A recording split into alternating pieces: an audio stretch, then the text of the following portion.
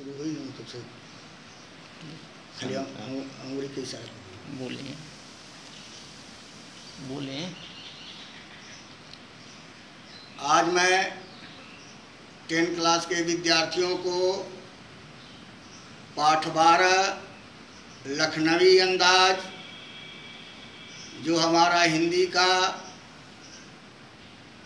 ये विषय है, इसमें मैं बताने जा रहा हूँ। कृपया छात्रगण शांतचित्त होकर ध्यानपूर्वक जो है वह सुने। लखनवी अंदाज हिंदी साहित्य के सुप्रसिद्ध कथाकार जसपाल द्वारा विरचित कहानी है। इनकी कहानियों में सामाजिक विषमता, राजनीतिक पाखंड और रूढ़ियों के विरुद्ध मुखर है। इतना ही नहीं, जसपाल की कहानियों में मार्क्सवादी विचारधारा का उल्लेख है। इसी कारण इनकी कहानी के कथानक मध्यवर्गीय जीवन के खोखलेपन का पर्दाफाश करती है। भाषा शैली के क्षेत्र में जसपाल ने प्रेमचंद्र का पूर्ण अनुसरण किया है। इनकी भाषा जनमानस की सामान्य भाषा है।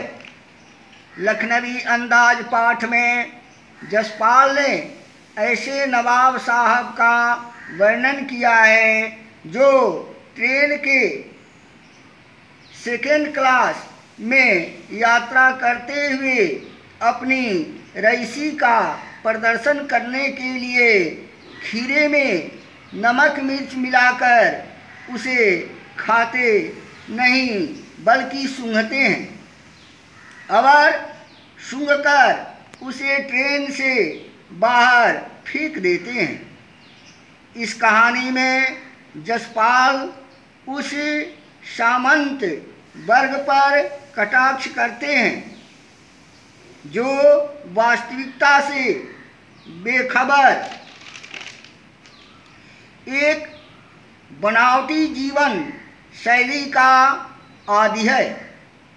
इस तरह के लोग जीवन के यथार्थ से दूर कल्पना की दुनिया में जीते हैं, जो अपनी रईसी का झूठा दिखावा करने में शान समझते हैं। इनकी कहानियों में जसपाल ने भीड़ से बचने के लिए एकांत में नई कहानी की शुरुआत करते हैं। इसका कारण प्राकृतिक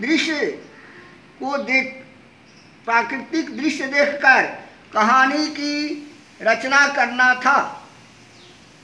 इसी के लिए उन्होंने सेकेंड क्लास का टिकट लिया।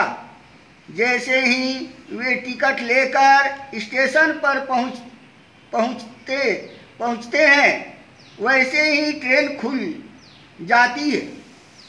वे दौड़कर ट्रेन पर चढ़ जाते हैं।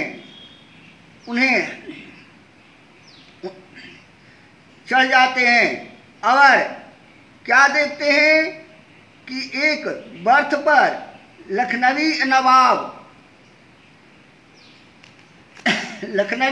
नवाब पलहस्ती मारकर बैठे हुए थे। उनके तौली पर 2 ताजे खीरे रखे हुए थे। जब वे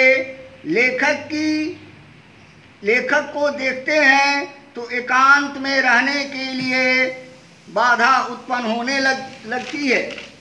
नवाब साहब लेखक के प्रति उत्सुकता न